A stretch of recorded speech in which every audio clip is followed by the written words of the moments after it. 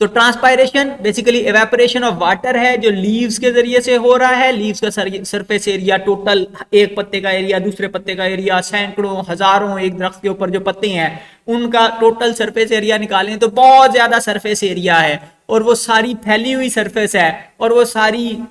अंदर सेल्स हैं, और उन सारे सेल्स के ऊपर पानी लपेटा हुआ है, तो वो पानी वहां से उड़ रहा है, स्टोमेटा के जरिए से बाहर निकल रहा है। यहाँ पे आप देख सकते हैं कि ये जाइलम वेसल्स आ रही हैं, पत्ते के ये वाला इलाका जो है पत्ते वाला दिखाया हुआ है, तो इर्द गिर्द मीजोफिल टिश्यू है, जाइलम वेसल्स आ रही हैं, पानी को लेके आ रही हैं, पानी एयर स्पेसिस में पहुंचता है, स्टोमेटा के जरिए से बाहर निकल जाता है। नीचे रूट्स की कहानी कल हमने पढ़ ली थी कि मिट्टी के अंदर पानी होता है दरमियान दरमियान में, रूट हेयर उस पानी को एब्जॉर्ब करते हैं, वो घूमता फिरता अल्टीमेटली जाइलम में आता है, जाइलम से वो जनाब स्टेम के अंदर से गुजरता है, स्टेम में भी जाइलम है, वहां पर पानी के मॉलिक्यूल्स एक दूसरे के साथ जुड़े हुए हैं, उनको खींचते जा रहे हैं, ऊपर से पानी उड़ता जा रहा है, ऊपर से जब पानी उड़ जाता है यानी कि वो पत्ते जल्दी खुश्क हो जाते हैं, जब वो खुश्क हो जाते हैं तो यहां पर पानी की कमी हो जाती है, पानी की कमी हो जाएगी तो क्या होगा कि सेल का सैप गाढ़ा हो जाएगा, सेल के अंदर जो साइटोप्लाज्म है वो निस्बतन गाढ़ा हो जाएगा क्योंकि वहां से पानी निकल गया है। अब कौन से वाले सेल के पास पानी ज्यादा है?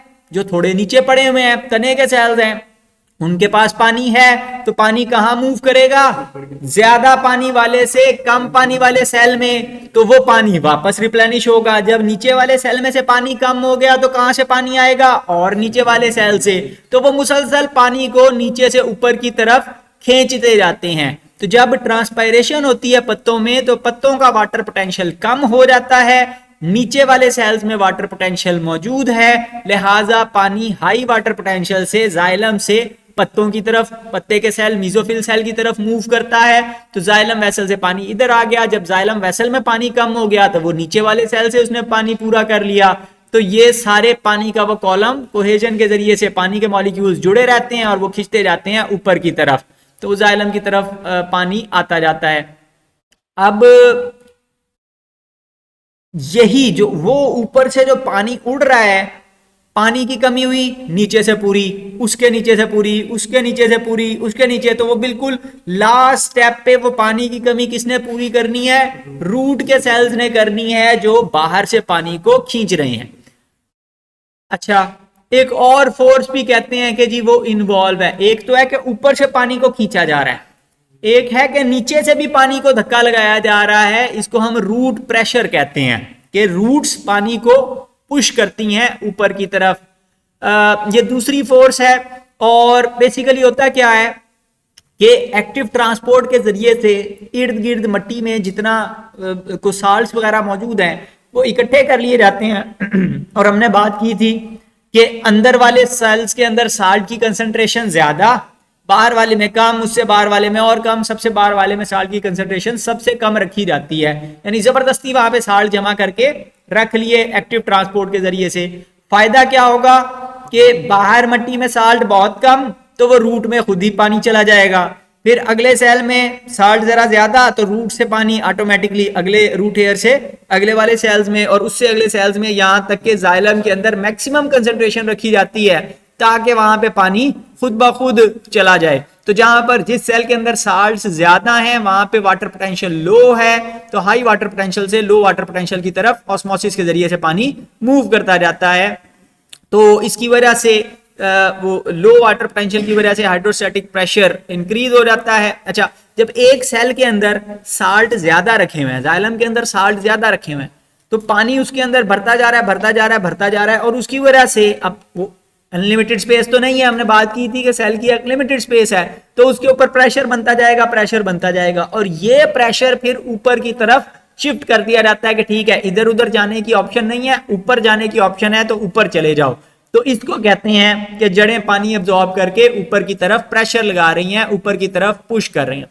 अब ये कोई बहुत ताकतवर फोर्स नहीं है, ये ऐसी फोर्स नहीं है कि वो आपको सैकड़ों मीटर तक ऊपर ले जा सके, बहुत ज्यादा हाइट तक नहीं जाता, और दिन के वक्त भी ये कोई बहुत पावरफुल फोर्स नजर नहीं आती आपको, क्योंकि उस वक्त ट्रांसपायरेशन पुल बजाते खुद इतनी बड़ी ताकत है, इतना ज्यादा पानी ट्रांसपायरेशन के जरिए से उड़ रहा है कि उसकी कमी ही पूरा करता रहता सारा दिन प्लांट। लेकिन जब ट्रांसपायरेशन अगर खत्म हो जाए तो फिर क्या होगा? ऐसी सूरत में, यानी मसलन रात के वक्त है, रात के वक्त स्टोमेटा बंद हो गए, जब स्टोमेटा बंद हो गए तो पानी उड़ना बंद हो गया, जब पानी उड़ना बंद हो गया तो फिर आपको इफेक्ट नजर आएगा कि जड़ें अभी भी जबरदस्ती पानी ऊपर की तरफ, ट्रांसपायरेशन तो हो नहीं रही, तो वो तो ऊपर पानी मंगवा नहीं रहा, फिर भी अगर पानी ऊपर की तरफ जा रहा है तो कौन भेज रहा है, रूट प्रेशर भेज रहा है। तो 100 to 200 किलो पास्कल फोर्स हो सकती है, और रेयर केसेस में बास प्लांट्स के अंदर 800 किलो पास्कल तक रूट प्रेशर का फोर्स हो सकता है। ये पानी को बिल्कुल नीचे से लेकर ऊपर तक तो नहीं ले जा सकता, लेकिन थोड़ा बहुत रोल जरूर प्ले करता है, और ये हमें नजर आता है गटेशन या एक्सुडेशन के दौरान। अब ये इंपॉर्टेंट डेफिनेशन है, पेपर में बार बार आती है, तो पिछला वाला जो कोहेजन टेंशन थ्योरी है वो लॉन्ग क्वेश्चन के तौर पे आ सकता है, इंपॉर्टेंट है। अच्छा, गटेशन कहते हैं शबनम के कतरों को, ठीक है। अब हमारे यहाँ पे कॉन्सेप्ट अमूमन ये होता है कि रात के वक्त जो औश पड़ती है वो पत्तों के ऊपर इकट्ठा हो जाता है पानी, और वो आपको ड्यू ड्रॉप्स की फॉर्म में, शबनम के कतरों की फॉर्म में नजर आता है। वो बचपन में हमने कहीं पे सुना हुआ है, हालांकि वो गलत कॉन्सेप्ट है। जो घास के ऊपर सुबह के वक्त या रात के वक्त आपको पानी के कतरे महसूस होते हैं, वो एक्चुअली पानी वो है जो रूट प्रेशर की वजह से पानी जड़ों ने एब्जॉर्ब किया। अब रात के वक्त जैसे ही शाम हो गई, मगरिब हो गई, तो ट्रांसपायरेशन तो बंद हो गई, स्टोमेटा बंद हो गए, तो लेकिन जड़ें फिर भी पानी इकट्ठा कर रही हैं और ऊपर की तरफ धक्का लगाए जा रही हैं। तो अब ट्रांसपायरेशन की वजह से स्टोमेटा तो बंद है, वो तो पानी उड़ तो रहा नहीं है, तो वो पानी कहाँ जाएगा, वो कहीं ना कहीं जोर लगा के इन दी एंड जो नाली की टिप होगी, जो पत्ते के अंदर जाइलम है, जाइलम की जो टिप होगी, सारा पानी उधर इकट्ठा हो जाएगा, और वो आपको नजर आते हैं शबनम के कतरे, जो आपको यहाँ पत्तों के किनारों पर नजर आ रहे हैं, या घास वगैरह हो तो उनकी टिप्स के ऊपर यहाँ पे छोटे छोटे ये चिमकते हुए पानी के कतरे नजर आ रहे हैं, ठीक है। तो ये बेसिकली इनको हम कहते हैं, ये जो टिप के ऊपर सुराख हैं इनको हाइडाथोड्स कहते हैं, हाइडाथोड्स कहते हैं, और ये वाटर सिक्रेटिंग ग्लैंड्स हैं जो पत्तों का उनकी टिप के ऊपर मौजूद होते हैं। ड्यू ड्रॉप की फॉर्म में आपको पानी नजर आता है। ह्यूमिडिटी हाई हो जाए, मसलन रात के वक्त हो, तो ट्रांसपायरेशन रुक जाती है और वो पानी आपको इकट्ठा हुआ नजर आता है। ये पानी एक्चुअली ऊपर आया है वो रूट प्रेशर की वजह से। अच्छा, एक और फिनोमेनन जो हमने पीछे नाम पढ़ा, ये भी शॉर्ट क्वेश्चन के लिए इंपॉर्टेंट है, बार बार पेपर में आता है, इम्बिबिशन इसको हम कहते हैं। इम्बिबिशन होता है, सेलुलोज जो है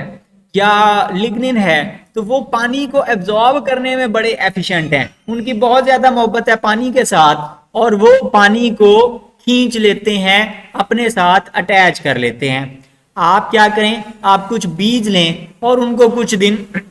धूप में रख दें, क्या होगा, सारा पानी गर्मी की वजह से इवेपोरेट हो जाएगा, खत्म हो जाएगा। लेकिन आप जब उन बीजों को लेकर एक, मसलन आपने मेजर कर लिया, यहाँ पे आपने पॉइंट लगा लिया मेजरिंग सिलेंडर के ऊपर या ग्लास के ऊपर कि मैंने इतना इसके ऊपर डाला है बीज, इसमें इतने डाले हैं, और ऊपर से पानी डाल दें और फिर इसको ओवरनाइट छोड़ दें,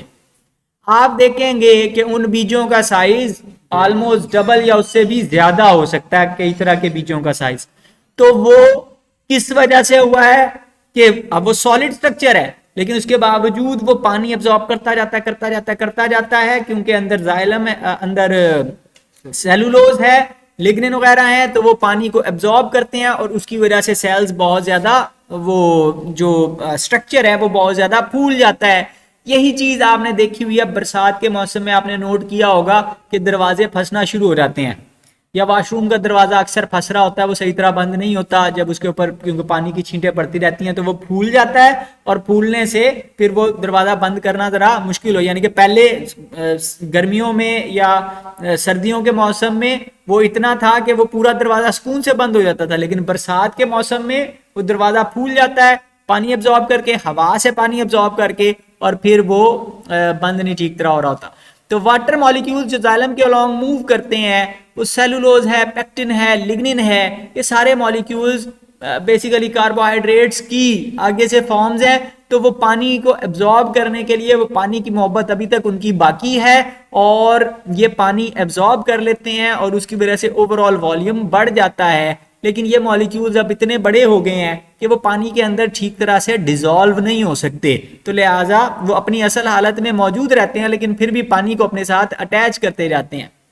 अब इसी की वजह से हमने बात की थी कि एपोप्लास्ट पाथवे में, कल हमने तज़किरा किया था कि एपोप्लास्ट पाथवे में वो सेलुलोज वगैरह के साथ साथ पानी जुड़ जुड़ के आगे की तरफ चलता रहता है, पानी को साइटोप्लाज्म में जाने की जरूरत पेश नहीं आती। और ये प्रोसेस रिवर्सिबल है, यानी कि अगर आपने वो बीजों में पानी भर लिया है, दोबारा से धूप में रख दें, वो थोड़ी देर में फिर से इवेपोरेट हो जाएगा पानी। तो रिवर्सिबल प्रोसेस है, परमानेंट यानी कि उसके साथ नहीं जुड़े हुए। और यही चीज फिर सीड्स की जर्मिनेशन में हेल्प करती है, सीड्स को उगने में हेल्प करती है कि जब वो पानी जब आपने बीज मट्टी में डाल दिए, ऊपर पानी डाल दिया, बीजों ने पानी एब्जॉर्ब किया और उसकी वजह से सीड कोट फट जाता है। तो